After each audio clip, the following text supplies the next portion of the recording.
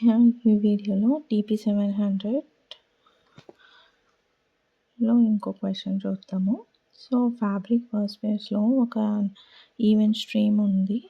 So దాన్ని output అనేది events టేబుల్లోకి load చేస్తున్నారు. సో ఆ ఈవెంట్స్ అనేది డైలీ వస్తూ ఉంటాయి. సో మనం ఏవైతే 7 days ఓల్డర్ ఉంటాయో అవి రిమూవ్ చేయాలా. సో ఏ కమాండ్ యూజ్ చేస్తారు అని. సో దానికి వాక్యూమ్ కమాండ్ యూజ్ చేసి ఎన్ని డేస్ అని కావాలా ఆ డేస్ మనం అక్కడ పక్కన పెడితే 7 days అని అంటే దాన్ని బట్టి ఆ కమాండ్ రన్ చేస్తే ఆటోమేటిక్గా డిలీట్ అయిపోతాయి.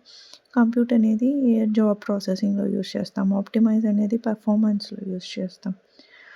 పెర్ఫార్మెన్స్ ఏదైనా రిసోర్స్ అలొకేషన్ మార్చడానికి పార్టిషన్స్ సైజ్ వాటికి ఆప్టిమైజ్ అనేది యూజ్ చేస్తాం. క్లోన్ అనేది కాపీ చేయడానికి. So thank you.